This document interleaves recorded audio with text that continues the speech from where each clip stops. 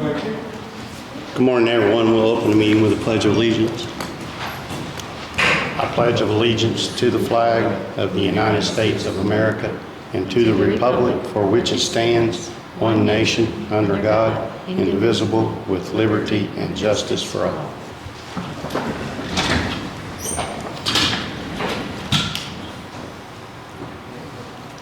The first thing we got is Miss Mary McCarthy for the grant for the depot. Do I go here? Yeah, please. Okay. Is this on, or do I need this on? Or That's the other one. Yeah, it's, Either one. just hit that button? Oh, okay. Yeah, there you go. Okay. I'm Jody Kummer. I'm not Mary. And today is the public hearing for the grants proposal submission for the OCRA grant for the Metamora Community Center. And what I'm going to do is just read the public hearing notice that was prepared, or like a portion of it, just to explain the project. Because the grant actually is going to be due, the full grant application is due on December 22nd. In cooperation, Franklin County, in cooperation with the Whitewater Canal Byway Association, intends to apply to the Indiana Office of Community and Rural Affairs, also known as OCRA, for a grant from the State Community Development Block Grant Program. It's actually a public facilities program grant. It's funded by the Title I of the Federal Housing and Community Development Act of 1974. The funds will be, for this project, will be used for the rehabilitation of the Metamora Depot building. The grant amount requested is $500,000, and $300,000 of those funds will benefit low to moderate income persons. So that's based on the percent of low mod in the area. The applicant at this time is estimated to spend $51,000 for local match. That probably will go up, but at that time, that's what we're advertising. And that those local match funds are coming directly from the Whitewater Canal Byway Association. So today's the public hearing for the proposal submission. And if anybody has any questions at this time, we can answer them. so we're just like a pass-through. You're a pastor, yeah. So the money will actually come down if it's funded, fingers crossed. The grant agreement with the state will be executed by you guys, and then the funds will come down to the auditor and then just go directly to the contractor, so. But you guys will be scrutinizing the grant, make sure everything's... Yeah. So what we can do, we can either enter into a contract with you guys, or probably we're allowed also to enter into a contract with Whitewater. That's probably what we'll do, because they're coming up with a local match. But we'll make sure you guys have all that documentation, because when it comes to being audited by State Board of Accounts, it will be you guys. Yeah. And you'll have to submit all that documentation. So yeah, it's been a while since we've done a CDB grant with you guys, but it'd be similar to what we've done in the past, so. Yep. Seemed like the last one might have been up at Andersonville. Seems like the last one may have been at Andersonville. That's what I was thinking. It's been a long time. Yeah. Anybody have questions about this grant? So do you need us to... At this time, no. I don't think we need anything, do we? Or do you have anything? No. It's just a public hearing for questions? Just a public hearing, yeah. Okay. And grants, we'll have one more right before the grant is actually due. We'll have another public hearing, and then we'll have to have a resolution passed. Just one resolution, right, Victoria? Okay. So Victoria, she's new to our office, and she's actually going to be writing the grant along, right, with Mary, together, so. Okay. Okay. Good. Okay, thank you.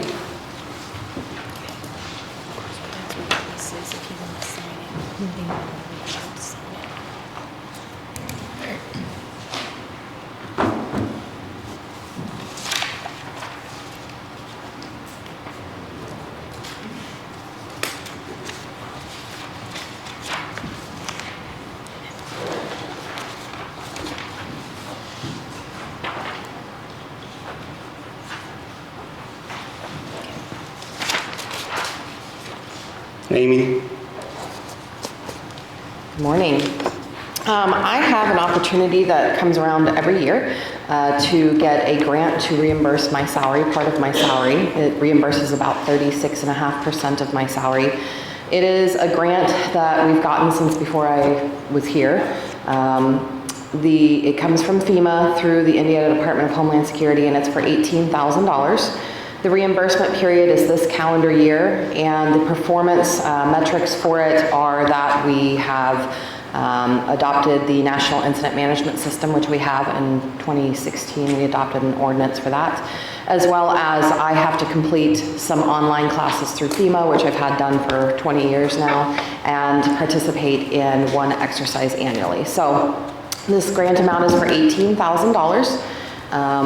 It is for county emergency management directors, deputy directors, and any admin position. So typically it's gone into the general fund, and Carla uses it to reimburse the county for money spent on my salary. So I would just like your permission to go ahead and apply for this and get that $18,000 back to the county. We've already spent the money up front, so it's nothing that we have to spend additional money on. It's just getting you reimbursed for part of my salary. Y'all have questions? Carla, you have any questions on it? No? Yeah, we got our permission now. Okay. Motion to make a motion to approve any moving forward with the grant application. I'll second it. All in favor? Thank you very much.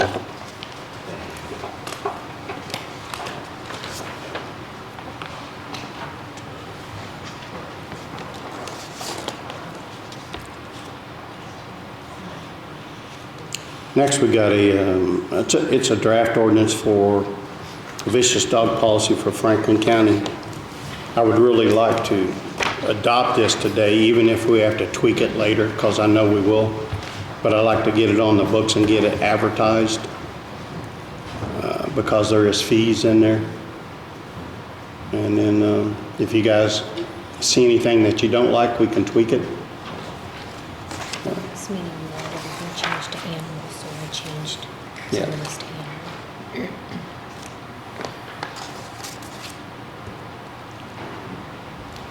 We have an current in the books from 2018, correct? No, we never did adopt it. That was not adopted. It was not adopted. I saw a copy of that one that was presented in 2018 and just Yeah. noted the differences here. There is a few differences in it. The grants tweaked a little bit. But if you see differences, something that you don't like, you know, we can tweak it again. But we need to get it advertised and get it on the books.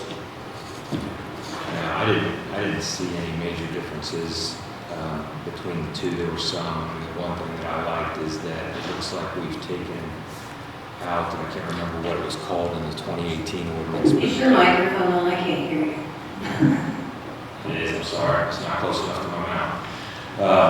One of the biggest changes that I saw between what we had looked at in 2018 and what is presented now is it does not appear, we've done away with a list that pigeonholed certain breeds of dogs prior to that particular dog having any issue, and this is more about the dog as opposed to any particular breed. Yeah. Yeah. So if you guys are in favor, we'll ask Carla for an ordinance number and go ahead and get this passed and advertised. And 15. So this is labeled 2020, section 2023, correct? Yeah, don't say yes, 2023. this one does. Okay. So I make a What's motion the that we adopt 15. ordinance number 2023-15. Yes, sir. You second? Yeah. All in favor? I don't know if Grant's on, but thanks, Grant.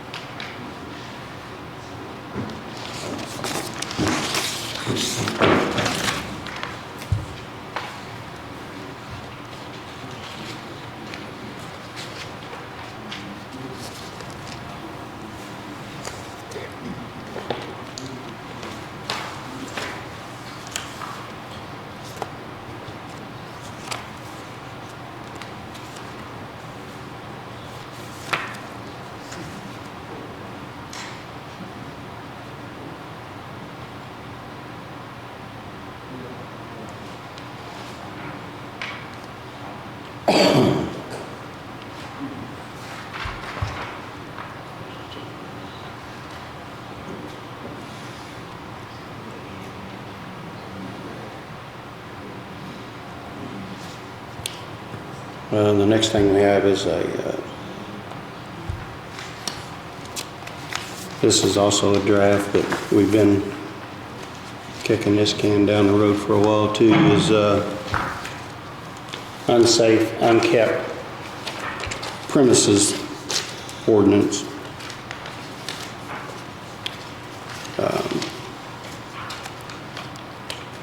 I would like for, if we can, to get this read and our next meeting pass this unkept, unsafe building ordinance or premises, so the APC can have some teeth to go for unkept properties and homes that's fallen down that may even need to be condemned or whatever. We need a policy in effect to do that. Otherwise, the airplane director can't do much.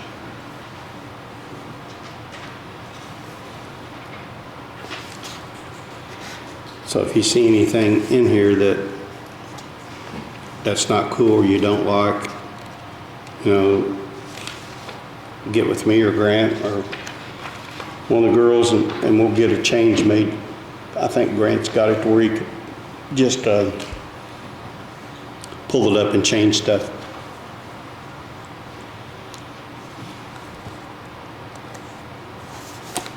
Is that all right with y'all? Yeah. I didn't say anything about it. Recommended changes on the law.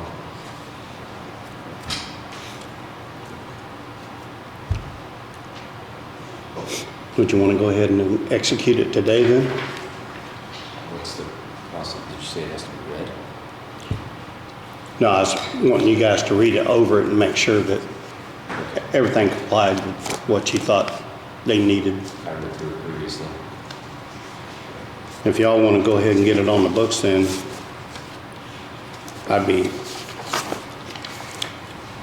happy to get that done.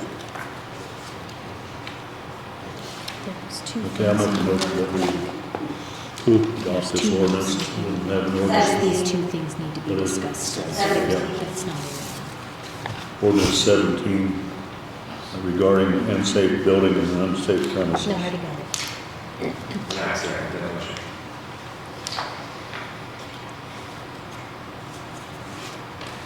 Okay, we'll discuss them after we get it. Okay.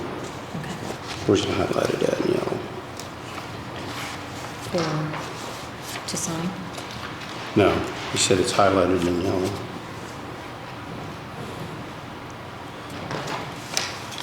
don't know. Here, let me see for just a minute.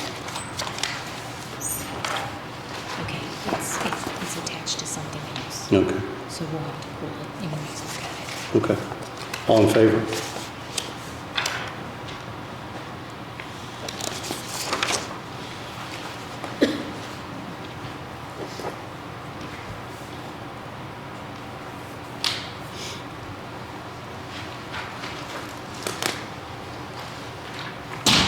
I think we have an amendment to the handbook that Dispatch 911 is requested to amend it. It's two amendments. Yeah, one is a normal, it's wanting to amend the county's personnel book to a normal work week in hours and sick leave. So while you guys are looking at that, I'll go ahead and read this. I'm not sure if the sheriff, did you request this, Pete, or is it John Hunley? It's a new program to work, the time and management or time and labor. Okay. Just to make it work. It says request to amend the Franklin County Personnel Policy Handbook 3.1, normal work week, and 3.2 work hours while trying to align ourselves with the rest of the county and using attendance on demand software for the timekeeping and payroll. We are trying to make this transition as easily as possible. Requests may be made for E911 dispatch normal work week and work hours to be simplified to normal work week begins on Sunday and ends on the following Saturday. Dispatchers will work a rotating 2-week schedule totaling 40 hours in each pay week to be set and maintained by the department director or supervisor. For payroll purposes, there will not overlap of time recorded at any hours worked in excess of 40 hours a week will be treated as overtime and be processed in accordance with 3.18.2 overtime for E911 employees. Shift schedules shall be determined by staffing needs, and staff will work and assign schedule at the discretion of the department's director or supervisor. 4.4, sick leave reimbursement. Full-time employees are eligible for 100% of their accrued unused sick hours upon employment termination after a full year of service. Sick days will be made available if needed during the first year. However, employees who are terminated for disciplinary reasons shall not be entitled for reimbursement for any accumulated sick hours. Those are the amendments to the handbook. Any discussion on it?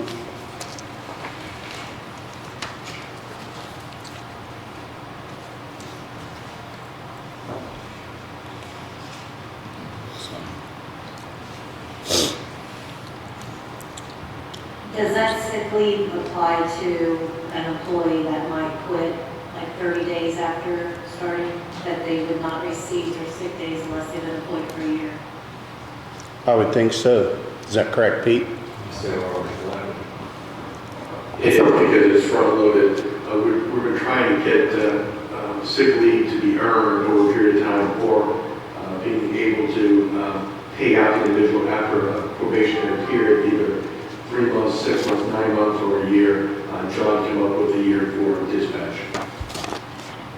Can you read that last sentence then again? Because I thought it sounded like it would be if they were terminated. If they were terminated, yes. Yeah. So it would be even voluntary termination, right? Like if they decide to That's quit. where Yes. they have to be in a year. That's what that first line is. Well, I believe Yeah. that's how it is. I'll read it again.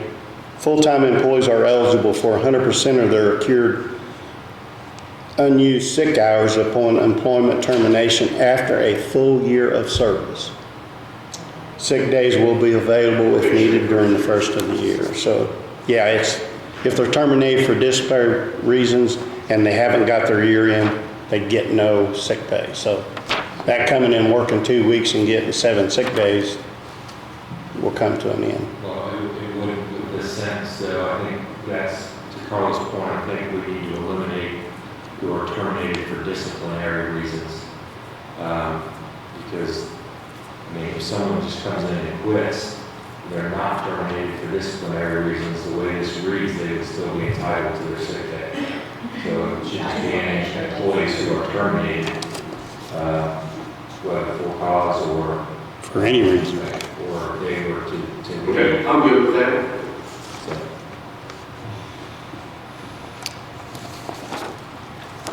So I that think changes. we usually just say voluntary or involuntary termination. right. Okay, so we're going to amend it now to read, full-time employees are eligible for 100% of their accrued unused sick hours upon employment termination after a full year of service. Sick days will be available if needed during the first year. However, employees who are involuntary or voluntary discharged shall get no reimbursement for any accumulated sick hours.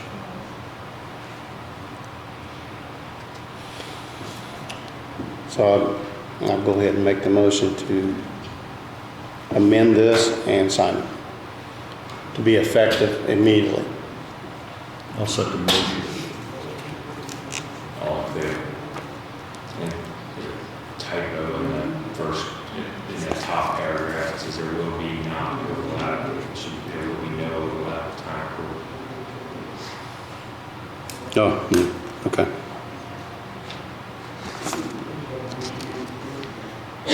So you guys amend that after a while?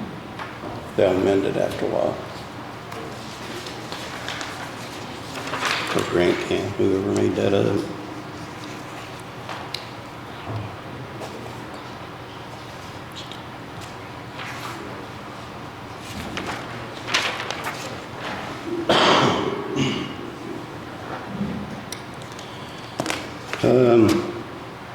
I'll make a motion to acknowledge we received a clerk's report for September. Thank you, Nisa.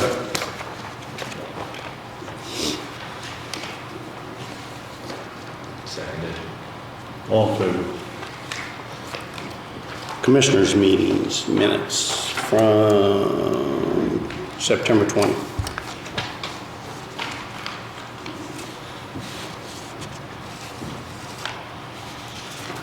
Anybody have any additions or corrections? Are you good?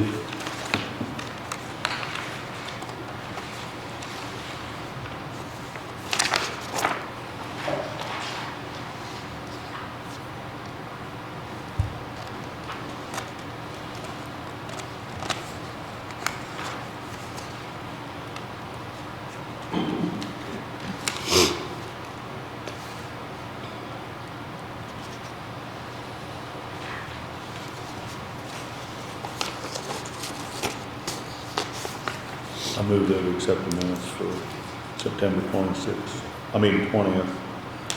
2023. Seconded. All in favor?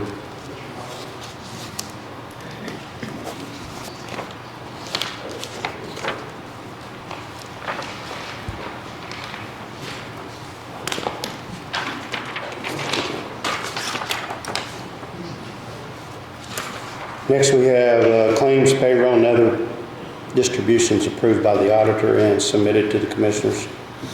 On 10/18, regular claims, $827,371.43. Utilities lit, $961,089.63. Payroll, $217,039.90. And it has been attested by the auditor and signed.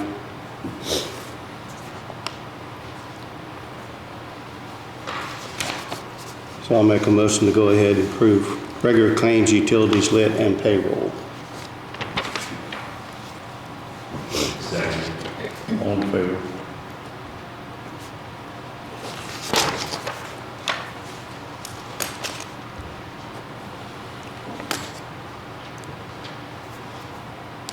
Morning, Derek. Sure. How are you? Doing well, thank you. Larry, you have any updates, Larry, on anything, on any of the bridge projects that's getting ready to happen? Sure. Pipe Creek, small structure that's being replaced, we sort of completed, started the deck on it, the deck on it with the rail, guardrail, and then the metal walls. And then we'll open back up. So we'll probably 3 weeks out to get it open. And then we got to move the temporary pipe, so it takes so much that's straightened out. That's almost done. After that, the same contractor can go to Pocket Road, their West Pocket Road, their out Huntersville, replace a small bridge. It's already been bid out, and then a couple structures on the South Pocket Road that aluminum boxes that have been put together on site. Hopefully put them in starting next week. And Those on Pocket Road, Larry, will that'll cause a complete closure, right? we'll have to close the road. Yeah, so has everybody been notified, like the school, for the bus alterations? We will. Okay. We're going to look east of, and we haven't notified them as of yet, I don't think. But we will notify them.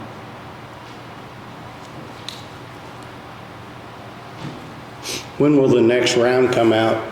This fall yet? Community crossings? Community crossing, the announcement on what was awarded for the fall, for the call was in July, should be soon. I don't have a date. So that's the big unknown. Normally it's in the first part of October. Anyway, and then the next round that we can apply for is January. And we're in February. Have you started preparing that yet for January? Technically, no, because, I mean, we can discuss roads or what we're including, but you can't get on the program to start doing anything until they open it up. Yeah, I know. Kind of a habit, but that's something in mind what we'd like to do. Hey, Carla, would you prepare a claim for DLZ for us? Yes.